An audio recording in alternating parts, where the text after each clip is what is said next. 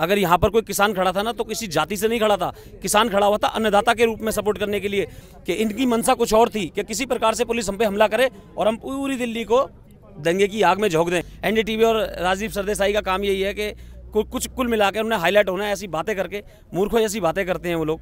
इस किसान आंदोलन के आड़ में जो ये राष्ट्रीय ध्वज का अपमान किया गया है, ये नहीं सहा जाएगा। ये ट्रैक्टर लेके एक नहीं, एक साथ 3-3, 4-4 ट्रैक्टरों के साथ में ये दिल्ली पुलिस के जवानों के ऊपर चढ़ रहे थे। इन्होंने पत्थरें फेंकती है, लाठियाँ भाजी है, तलवारें भाजी है, लाल किले के पास इन्होंने जवानों को गिराया है। हमारा सबका आह्वान है और हमारा बस अब एक ही संघर्ष है कि हम यहाँ से इन्हें हटा के रहेंगे। इस वक्त हम मौजूद हैं सिंघू बॉर्डर पर, जहां आसपास के लगभग 50 गांव के किसान इकट्ठे हो चुके हैं और उनका कहना है कि पिछले 2 महीनों में इन्होंने लगातार देश के किसानों को सपोर्ट किया, परंतु किसान आंदोलन की आड़ में देश की एकता और अखंडता के ऊपर जो है एक आक्रमण किया गया है। आज हमारे बीच में इसी गांव के कुछ नवयुवक यहाँ पे हैं। इन्होंने इन तथाकथित किसानों की आड़ में आंदोलन कर रहे और देश की राजधानी को हाईजैक करने वाले लोगों को 24 घंटे का जो है अल्टीमेटम दिया है और अपने गांव के लोगों को अपील किया है कि अगले 24 घंटे के अंदर ये बॉर्डर खाली कर दिया जाना चाहिए। तो आइए हम इन युवाओं से ही जानते हैं कि ये क्या संदेश देना चाहते हैं अपने इस आंदोलन के माध्यम से।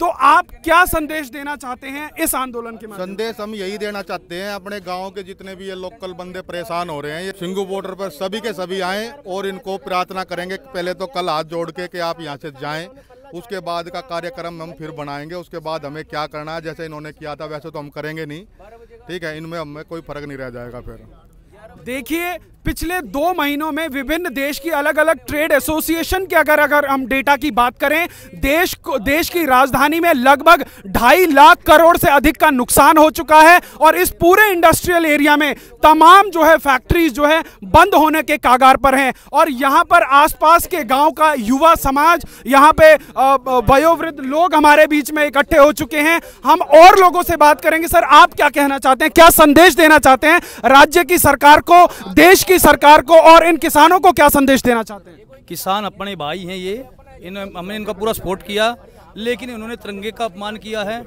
हमारे देश का अपमान किया है, तो ये किसान नहीं हो सकते। हम नहीं चाहते ये यहाँ रुके। इनकी वजह से हमारे सारा क्षेत्र में ना ही तो कहीं का रास्ता जाने का, कोई बीमार हो जाए तो उसको लेके नहीं जा सकते, घूम के जाना पड़ता, गलियों में गाँव में घूमना पड़ता हमें। कल गणतंत्र दिवस वाला दिन, पूरे विश्व की निगाहें भारत के गणतंत्र दिवस परेड पर थी और जहां देश के राष्ट्रपति जो है तिरंगे का जो है ध्वजारोहण करते हैं और उस वक्त जो है लाल किले के प्राचीर से तिरंगे का अपमान होता है। कैसे देखते हैं, क्या ये हम लोगों को दुखी करने वाला, हम लोगों को परेशान करने वाला मामला नहीं था? ये परेशान तो करना ही करना था, साथ ही साथ अपनी मानसिकता दिखाना चाहते थे ये लोग कि हम लोग का एक अलग झंडा होना चाहिए, हमारा अलग एक देश होना चाहिए। क्योंकि अगर आप किसान थे, पूरे देश ने, पूरे समाज में, ये पूरा जितना भी क्षेत्र है इन्होंने सपोर्ट किया, परेशानियां झेली, लेकिन कभी भी आगे किसान के विरोध में नहीं आए ये लोग। लेकिन विरोध में कब आए, जब देखा जाता है कि जिस राष्ट्र के झंडे के लिए हम लोग, हमारे जवानों ने, हमारे परिवार के लोगों ने, हमारे बुजुर्गों ने अपनी जानें लाखों के हिसाब से काट डाली, अपने आप को बलिदान कर दिया, उस तिरंगे को हटाकर आप अपने विचारधारा के झंडे को लगा रहे हैं, ये गलत है। और ये आज यहाँ पर आज भी ये लोग बैठे रहते 2 महीने और कोई दिक्कत नहीं थी किसी गांव वाले को, क्योंकि हम भी किसान ही हैं, कोई बाहर से नहीं आए हुए, सबके खेत हैं। यहाँ पर 5 या 7% देश के निवासी हैं पूरे भारत के अंदर जिनके पास खेत नहीं है, लेकिन 95% आज भी खेत के ऊपर ही चलते हैं। लेकिन दिक्कत है कि आपकी जो किसान वाली मानसिकता थी, जो मांग थी, आप बैठ के संशोधन कीजिए और आपको 2 महीने लगते हैं, 4 महीने लगाइए, लेकिन जहां पर तिरंगे का अपमान होता है ना, वहां पर जिसका असली खून राष्ट्रवाद का होगा वो खोलेगा ही खोलेगा। और आप देख रहे हैं आज तो फिर भी यहाँ पर कुछ नहीं है, कल देखिएगा यहाँ पर जनसैलाब उतरेगा, और जनसैलाब भी ऐसा वैसा नहीं, राष्ट्र के लिए, तिरंगे के लिए। ये जो इन्होंने एक हमारी इस क्षेत्र की सबसे जबरदस्त राष्ट्रवादी विचारधारा के व्यक्ति हैं जाट समाज। देखिए, अभी भारतीय किसान यूनियन के एक नेता हैं बलबीर सिंह रज्जेवाल, जिन्होंने सीधा जो है हरियाणा के जाटों के ऊपर आरोप लगा दिया है और उन्होंने बोला है कि हरियाणा के जाटों ने जाट आंदोलन के माध्यम से गंद फैलाया और अब जो है इस किसान आंदोलन पे जो है उन्होंने जाटों के सर के ऊपर जो सारा ठीकरा। मैंने उसी बात के ऊपर बोलने जा रहा था, वो आपने बात रख दी। देश के अंदर बताने की जरूरत नहीं है कि जाट बटालियन ने राष्ट्र के लिए क्या किया है। आप जो है जब तक यहाँ के जाटों ने और भी समाज के लोगों ने आपका किसान आंदोलन का साथ दिया, आपने उनका साथ लिया। जैसे ही आपने गंदगी मचाई, आप अपना ठीकरा किसी और के सर पे एक जाति विशेष के ऊपर डाल के कर सकते हैं? नहीं। अगर यहाँ पर कोई किसान खड़ा था ना, तो किसी जाति से नहीं खड़ा था। किसान खड़ा हुआ था अन्नदाता के रूप में सपोर्ट करने के लिए, अन्नदाता के साथ खड़े होने के लिए, ना कि किसी जाति को। आप जो है जाति को टारगेट करके क्या दिखाना चाहते हो? अपना पल्ला नहीं झाड़ सकता कोई भी। अगर आप किसी भी संस्था के या किसी ऑर्गेनाइजेशन के या किसी समूह के लीडर बनते हैं, तो आपकी जिम्मेदारी बनती है कि आप उसको भूतें। सही हो तो आप लड्डू खाएं और गलत हो तो ठीकरा किसी और पे फोड़ दें। ये बिल्कुल नहीं चलेगा और इस देश में तो कतई नहीं चलेगा भाई साहब। पुलिस की किसान संगठन के तमाम नेताओं से कई राउंड की वार्ता हुई। उसके बाद दिल्ली पुलिस के साथ एक कोऑर्डिनेशन हुआ कि आपको 12 बजे से 5 बजे का समय दिया गया कि आप शांतिपूर्ण तरीके से, सौहार्दपूर्ण तरीके से जो है आप अपना ट्रैक्टर मार्च निकाल सकते हैं। परंतु कल देखा गया सुबह 9 बजे से ही तमाम बॉर्डरों पर जो है एक डिस्टर्बेंस का वॉयलेंस देखने को मिला। उन्होंने कहीं ना कहीं पुलिस को प्रोवोक करने की कोशिश की और 12 बजे से पहले ही सुबह 9 बजे से जो है तमाम बैरिकेडिंग को ट्रैक्टरों के माध्यम से ध्वस्त करने की कोशिश की। बसों में आग लगा दी गई। जो तमाम जो है ट्रक खड़े थे, बैरिकेडिंग खड़ी थी, उनको तोड़ देने का प्रयास किया। तो आप लोग जो इतने महीनों से इन किसान तथा कथित किसान नेताओं को समर्थन कर रहे थे, आज आप लोगों के ऊपर क्या बीत रही है और अगला एक्शन क्या होगा? इस जो अभी 40 जो पंचायतें हुई हैं, जो यहाँ आसपास के गांव के लोगों ने पूरा का पूरा ये जो मामला उठाया है और जो आप लोगों ने 24 घंटे का जो आपने अल्टीमेटम दिया है, अब इस पर कितना जन समर्थन आप लोगों को मिल रहा है? देखिए, सबसे पहले तो मैं बताऊं, आपको पता है हमारे देश की जो प्रगति हो रही है उसमें ना 2 नाम हमेशा लिए जाते हैं, जय जवान जय किसान। लाल बहादुर शास्त्री जी का ये नारा था। कहीं ना कहीं इस पूरे कॉलम को करने के लिए, किसान की बात को मानने के लिए, किसान की बात को पहुंचाने के लिए जवान वाला उन्होंने पूरा कोऑपरेट किया किसानों को, क्योंकि हम लोग 2 जने ही इस देश के रचयिता हैं, किसान और जवान। लेकिन क्या किसानों ने अपना फर्ज निभाया?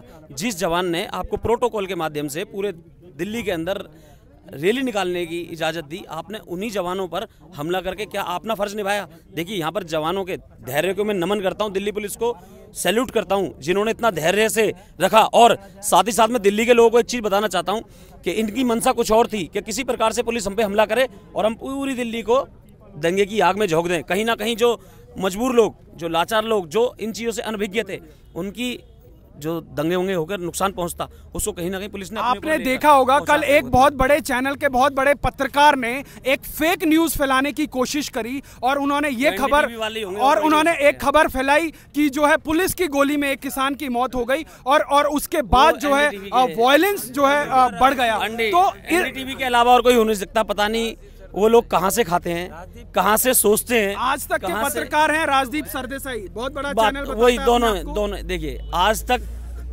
लेकिन कभी पास तक नहीं होता है। तो ये तो इनका चलता रहता है। ये तो एनडीटीवी और राजदीप सरदेसाई का काम यही है कि कुछ कुल मिलाकर उन्हें हाईलाइट होना है, ऐसी बातें करके, मूर्खों जैसी बातें करते हैं वो लोग। उन्हें यही नहीं पता। आज भी वो लोग इस इतनी बड़ी साजिश को ढकने के लिए जय जवान जय किसान को फिर दोबारा से वो करें। आज भी हम किसानों के समर्थन पिछले 2 महीने से ये बॉर्डर सील है। तमाम लोग जो है उधर सोनीपत के लोग दिल्ली के अंदर जो है अपनी नौकरियों में नहीं जा पा रहे हैं। तमाम लोग जो है अपने काम धंधे नहीं कर पा रहे हैं। जो छोटे छोटे लघु उद्योग हैं उनका जो है माल आ जा नहीं पा रहा है।